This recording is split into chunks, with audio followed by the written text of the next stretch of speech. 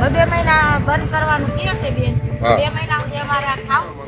તો અમે પૂનમબેન ને એમ કહે કે મેચ ભલે રહ્યો પણ અમને એક લાઈન ગમે તે કરાવી હતી. માલના પોટલા લઈ જાય છે, બધું ઉપાડી જાય છે. મ્યુનિસિપાલિટી વાળા આવી પૂનમબેન શું પૂનમબેન કાંઈ ધંધો જ નથી. પૂનમબેન આવો ધંધો કરવાનો, ક્રિકેટ બેટ રમવા દે, મેચ રમવા બધા ઉપાડી ભરીને લઈ જાય છે.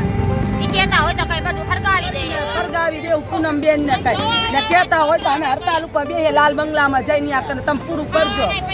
આ છોકરા લઈને જો આ હેરાન થાય અમે ધંધા હાથ જો આ છોકરા આવડા લઈને હેરાન થાય અમે. પૂનમબેન બેઠા ખાલી કેવા માંગે છે. પૂનમબેન ગરીબ માણસને હેરાન કરવા માંગે. પૂનમબેન ને એમ કહે કે ગરીબ માણસને હેરાન ના કરો, કરવા હોય તો મોટા લોકોને હેરાન કરો. પૂનમબેન ને ગરીબ આવીને ઉભા રહે જાય કઈ હામ કરશે ને ડાયરેક્ટ પોટલા નાખી દે. લઈ જશે ટ્રેક્ટરમાં નાખી દે પોટલા. કઈ સાંભળે નહીં કે હને નહીં. છોકરા રોતા હોય તો નથી સાંભળતા કઈ. આ એક ધંધો હે આશરો અમારો, બીજો તો કઈ બજારનો આશરો હે નહીં અમારે. અને જામનગરની જનતાને અમે સસ્તું ને સારું આપીએ છીએ.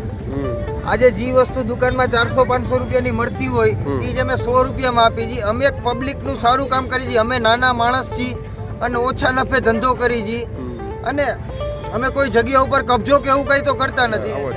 10 વર્ષથી આ ધંધો કરીએ છીએ. અમારી રોજીરોટી આમાં શિયાળામાં વધારે હોય, બાકી તો ઉનાળો ચોમાસો તો શાંતિથી બેસવાનું. અમે પૂનમબેન મેડમને કહીએ છીએ કે અમે અમારી રોજી બી એવી હાલે એવી રીતના અમને એવી કંઈક વ્યવસ્થા કરાવી દઈએ.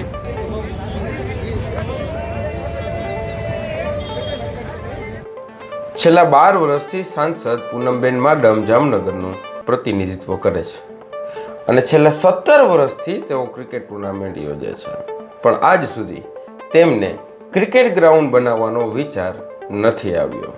ત્યારે સવાલ એ થાય છે કે તમારા પીઆર માટે ગરીબોની રોટી અને રોજી છીનવાઈ રહી છે, એનો તમને વિચાર કેમ નથી આવતો? તમે જે ધનવાન સંસદની છબી ઊભી કરી છે એ ધનવાન બનવા માટે આ જ ગરીબ જનતા છે કે જેમણે તમને મત આપ્યા હતા અને તમને જીતાડ્યા હતા અને ત્યારે જ તમે ધનવાન બની શક્યા છો. જો તમે જીત્યા ન હોત તો તમે કદાચ 12 વર્ષમાં જે ધન કમાયા છો એ ધન ન કમાઈ શક્યા હોત. એ પણ તમારે ભૂલવું ન જોઈએ. પણ જીવનમાં ધનવાન હોવું એનાથી વધુ મહત્વનું એ છે કે દયાવાન હોવું. અને જો જરાક પણ દયા હોત તો આ ગરીબ જનતાને આવી રીતે તમે હેરાન અને પરેશાન કરી ન હોત.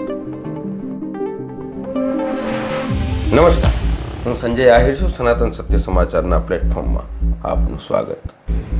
દોસ્તો, આ દ્રશ્ય જામનગરનું છે, જ્યાં સાંસદ ખેલ મહોત્સવના નામે ટેનિસ બોલ ક્રિકેટ ટુર્નામેન્ટ રમાઈ રહી છે. પણ એ જ ક્રિકેટના કારણે 400થી વધુ રેકડીવાળા અને જે ફેરિયાવાળાઓ છે એમની રોજીરોટી બંધ થઈ ગઈ છે અને આ રોજીરોટી આવતા 2 મહિનાઓ સુધી બંધ રહેવાની છે. આ લોકોનું કહેવું છે કે શિયાળાના સમયમાં જ એમનો ધંધો હોય છે, બાકી ચોમાસામાં એમનો ધંધો નથી એ લોકો કરી શકતા. પ્રદર્શન ગ્રાઉન્ડ જે છે એ મૂળભૂત રીતે એક્ઝિબિશનો અને ફેરિયાઓ, રેકડીવાળાઓ અને ગુજરી બજાર માટે છે. અહીં ક્રિકેટ રમવા માટેની કોઈ સંભાવનાઓ છે જ નહીં. આ ગ્રાઉન્ડમાં કાંકરા અને ધૂળ છે.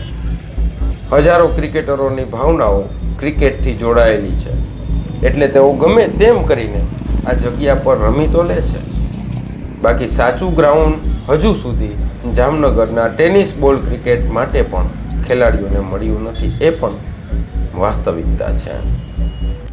ગરીબની રોટી છીનવીને રાજકીય તમાશા કરીને ફાયદો શું છે? ધનવાન સાંસદના રાજ અને રમતમાં ગરીબની રોટી છીનવાઈ રહી છે. એક તરફ ક્રિકેટનો તમાશો ચાલે છે અને બીજી તરફ લોકોનો કરગરવાનો અવાજ સંભળાઈ રહ્યો છે. શું આ અવાજ સાંસદ સુધી પહોંચે છે? શું આ અવાજ સાંસદને આવી રહ્યો છે ખરો? જામનગરમાં સાંસદ ખેલ મહોત્સવનું સમાપન વડાપ્રધાન નરેન્દ્ર મોદીની વર્ચ્યુઅલ ઉપસ્થિતિમાં થયું હતું. પૂનમબેન માડમ દ્વારા આયોજિત આ મહોત્સવમાં 3 લાખથી વધુ ખેલાડીઓએ ભાગ લીધો છે તેવું પૂનમબેનનું કહેવું છે. પરંતુ આ ભવ્યતાની પાછળ વેદનાઓ ભરેલી છે અને કોણ સાંભળશે? પ્રદર્શન ગ્રાઉન્ડમાં શુક્રવાર અને સોમવારે 400 જેટલા જે રેકડીવાળા છે, જે ફેરિયાઓ છે, જે ગરીબ લોકો છે, તે ધંધો કરે છે. આ મહોત્સવના કારણે તેઓને મેદાનથી દૂર રોડ પર ધકેલી દેવામાં આવ્યા છે અને તેઓ નાના નાના બાળકો સાથે રુદન કરી રહ્યા છે અને કહી રહ્યા છે કે પૂનમબેન માડમ અન્યાય કરી રહ્યા છે, અમારો ધંધો છીનવાઈ ગયો છે, ક્રિકેટ 2 મહિના ચાલવાનું છે તો અમે ધંધો કેમ કરીએ, ક્યાં કરીએ? અમારા બાળકો ભૂખા રહે છે, કોર્પોરેશન વાળા અમને રોડ પર પણ બેસવા નથી દેતા, માલ ઉપાડી જાય છે અમારો અને એમને કોર્પોરેશન વાળા પરેશાન કરે છે. શું આ વેદના બેન સુધી પહોંચે છે, સાંસદ સુધી પહોંચી રહી છે? મિત્રો, આ ગરીબોની પીડા જોઈને ખૂબ દુઃખ થાય છે. એક માતા કહી રહ્યા છે કે તેના બાળકો રાત્રે ભૂખ્યા સૂઈ જાય છે. એક વૃદ્ધ કહે છે કે તેની દવાઓના પૈસા એ ક્યાંથી લાવશે? આ તો ગરીબોની રોટી છીનવીને રાજકીય તમાશો કરવા જેવું છે. એક તરફ લાખોના ખર્ચે હોર્ડિંગ્સ અને જાહેરાતો થઈ રહી છે તો બીજી તરફ પડદા પાછળ ગરીબ જનતા કરી રહી છે. ક્રિકેટ તો રાત્રે થાય, દિવસે 2 કલાક કે 3 કલાક કે 4 કલાક ત્યાં લોકોને ધંધો કરવા દેવામાં આવે, ત્યાં લોકોને ધંધો કરવા માટે જગ્યા આપવામાં આવે તો વાંધો શું છે? આ મહોત્સવમાં ટેનિસ બોલ ક્રિકેટ રમાઈ રહી છે જેનું કોઈ ભવિષ્ય નથી, આપણે બધા જાણીએ છીએ. કારણ કે આ ટુર્નામેન્ટમાં જીતનાર ટીમને પ્રોત્સાહન તો મળશે, પણ શું એને સરકારી નોકરી મળશે?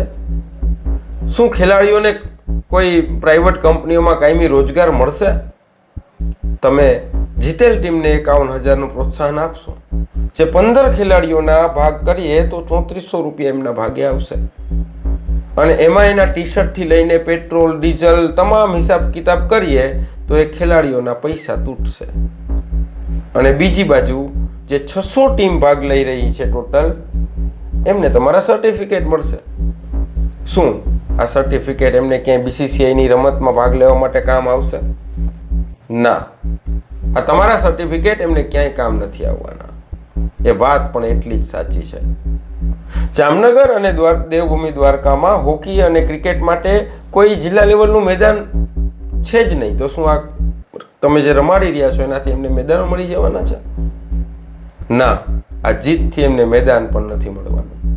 આ બધું કર્યા બાદ જ્યારે તેઓ આ ટુર્નામેન્ટમાં ચેમ્પિયન બને છે ત્યારે ક્ષણિક આનંદ તો આવે છે, પણ જ્યારે તમારી આપેલ ટ્રોફી 1 વર્ષમાં કાટ ખાઈ જાય છે ત્યારે એમને અફસોસ થાય છે.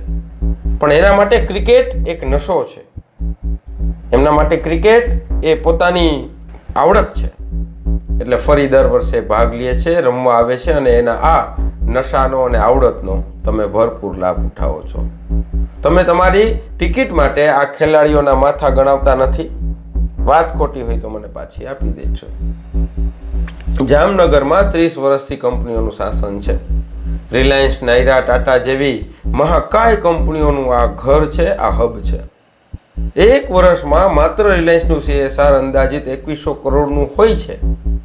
સાંસદ છેલ્લા 17 વર્ષથી ક્રિકેટ ટુર્નામેન્ટ કરાવે છે. સંસદની શરૂઆતની ઇવેન્ટ જ ક્રિકેટ ટુર્નામેન્ટથી શરૂ થઈ હતી. તો વિચારો કે 12 વર્ષથી એ સાંસદ છે, કેમ ક્યારેય જામનગર અને દેવભૂમિ દ્વારકાના ખેલાડીઓ માટે પાયાની સુવિધાઓનો વિચાર નથી આવ્યો? એક સારું લોન વાળું નોર્મલ ગ્રાઉન્ડ પણ તેઓ બનાવી શક્યા નથી. દર વર્ષે ક્રિકેટ ટુર્નામેન્ટમાં અલગ અલગ ખેતરો એમને શોધવા પડે છે અને પછી આ ગરીબોના ધંધામાં જ ક્રિકેટ ગોઠવી દેવામાં આવે છે. જે કામ એમને જીત્યા તે વખતે એટલે કે આજથી 11 વર્ષ પહેલા કરવાનું હતું તે હજુ સુધી એમણે વિચાર પણ નથી આવ્યો. હું એમ નથી કહેતો કે જામનગરના સાંસદને કામ કરવાની ઈચ્છા જ નથી, જામનગરના સાંસદને કામ કરવું જ નથી. એમને તો હશે, તો શું એમને કંપનીઓ કામ કરવામાં રોકતી હશે? ના, બધા એ પણ જાણો છો કે કંપનીઓ શા માટે જામનગરને ડેવલપ થવા દેવા નથી માંગતી. એ મેં મારા આગલા વિડીયોમાં બધી વાત કરી જ છે.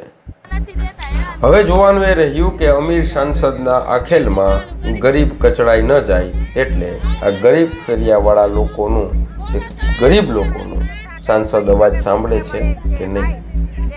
અમે અઠવાડિયાનું અનાજ ઉધાર લઈ લઈ ખાઈ દઉં તો લોટના અનાજ કાઢવા કે નહીં? અમારે તમારે શનિવારે ને શુક્રવારે 2 દિવસ અમારી બજાર 2 દિવસ છે. અમે પણ એવી અપેક્ષા રાખીએ છીએ કે એમનો અવાજ સાંસદ સુધી પહોંચે. અમારા શબ્દો કડવા છે, પણ અમારા શબ્દો ગરીબ લોકો અને ખેલાડીઓના હિતમાં છે, એટલા જ સંસદના પણ હિતમાં છે. ઝડપથી સાંસદ આ ગરીબ ફેરિયાવાળાઓનો રસ્તો કાઢે એવી અપેક્ષા છે. એટલે સાવ રસ્તો નથી કાઢવો, એમને રસ્તા પરથી કાઢી નાખવાની વાત નથી કરી રહ્યો. એમના માટે, એમના ધંધા માટે રસ્તો કાઢવાની અમે વાત કરી રહ્યા છીએ. બાકી અત્યારે તો સાંસદ એમનો રસ્તો કાઢી જ નાખ્યો છે. એ રસ્તાની વાત નથી કરતો, એમના હક અને એમના અધિકારની વાત કરી રહ્યો છું. અને એમના હક અને એમના અધિકાર એમને આપો એવી અમારી સાંસદને માંગણી છે. એટલે કે એમને પોતાની જગ્યામાં દિવસ દરમિયાન 2 થી 4 કલાક ધંધો કરવાનો એમને હક મળવો જોઈએ.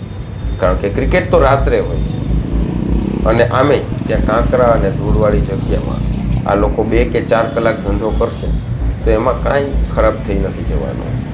કારણ કે આ એમના બાળકોની ભૂખનો સવાલ છે, એમની રોજી અને રોટીનો સવાલ છે. ભરાય શુક્રવારે સોમવારે બજાર ભરાય તો આ બજાર આજ નથી ભરાણી? ના, નથી ભરાણી. આ ક્રિકેટ આ મેચ આવ્યો છે ને સાહેબ, એટલે નથી ભરાણી. મેચ રમાઈ જાય એટલે બજાર નથી ના, ભરાણી. બજાર નથી ભરાવા દેતા. કેટલી 200-300 રેકડીઓ હતી? હા, થઈ જાય એટલું. બજાર આખું ભરાય એમ ને? આવે એટલે મ્યુનિસિપાલિટી વાળા ભરી જ દે છે રેકડીઓ સાહેબ. મેકે ને બધું ભરી દે.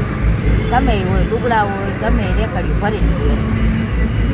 અને આ હમણાં શુક્રવારે આ ભરાણી હતી શુક્રવારે આ બંધ કરાવી. ઓલા શુક્રવારે ત્યારે રેકડીઓ લઈ ગયા રેકડીઓ અને રેકડીઓ ને લુગડા બુગડા બધું ભરી દે. એમ?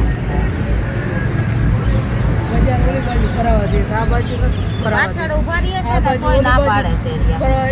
ગમે ફોન કરતા હોય, ગમે એમ હોય, એમ કે અમને ઉપરથી દબાણ છે. મ્યુનિસિપાલિટી વાળા આવે ને અમને ઉપરથી ન્યાય નથી ભરાવા દેતા. રૂપમાં ગરીબ લોકોને તકલીફ પડે છે ને અત્યારે. અમે રેકડી લઈને વયા જ જાય. કાલે આવ્યા તા ભરાયણું તો અહીંયા એવા ટાણે કે તમે રેકડી લઈને ગયા જાઓ. હાથ રસ્તે ઊભા રહીએ અમે. હા, હાથ રસ્તે 1 વાગે જાય, પછી ઘડીક વાર આવી. અત્યારે આવે તો અમે વ્યાઈ જાય. અત્યારે રેકડી લઈને હમણાં ઓલા ભાઈ આવ્યા હતા, અત્યારે આ ટિકિટ વાળા જ ભાઈ હતા, કે તમે આ રેકડી ઉલા રહી દરવાજાની ઓલે. તો મેં હમણાં ગાડી આવશે ને મ્યુનિસિપાલિટીમાં, તમે હાથ રસ્તે વયા જશો. પણ એને ક્રિકેટ તો હજી ચાલુ નથી થયું તો કેમ નડે? તોય અમે કીધું હાથ રસ્તે વયા જશો, આવશે. એટલે કે અમે ફોન કર્યો છે, ગાડી આવશે હમણાં. ઓલા ભાઈ અંદર હતા ને, હમણાં જ આવ્યા હતા ગાડી લઈ. એ કેવા આવ્યા 2-3 લુગડાવાળા આવ્યા, એને એમ કીધું કે તમે ભરી લ્યો, ગાડી આવે છે ને તમારું ભરી જશે. એમ જ હમણાં કઈ કે આવી હું વિધવા બાઈ છું ભાઈ, ક્યાં કરી જાઉં. આની પહેલા જઈએ ઓલું આવ્યું હતું ગરબીનું હતું ને, ત્યારે મેં રેકડી રાખી હતી. મારી રેકડી ઊંધી વારતી હતી આખી માલની ભરેલી. હવે મારે 5 દીકરીઓ છે, હું ક્યાં કારણે કમાવા જાઉં. તો આ ક્રિકેટ ટુર્નામેન્ટ જામનગરના સાંસદ સભ્ય અને એ લોકો રમાડે છે, તો તમે એને શું કહેવા માંગો છો? કે અમને ધંધો કરવા દો બેન. તમારો મેચ ભલે મેચ ચાલુ થાય પછી બંધ કરાવી દે તો હાલે, બાકી મેચ નથી તો આવડી તો અમને ધંધો કરવા દે.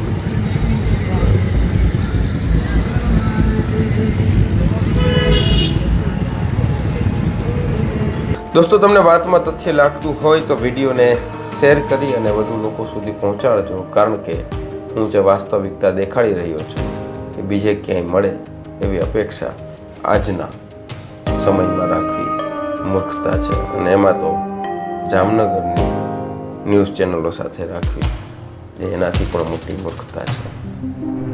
જય સનાતન, જય હિન્દ.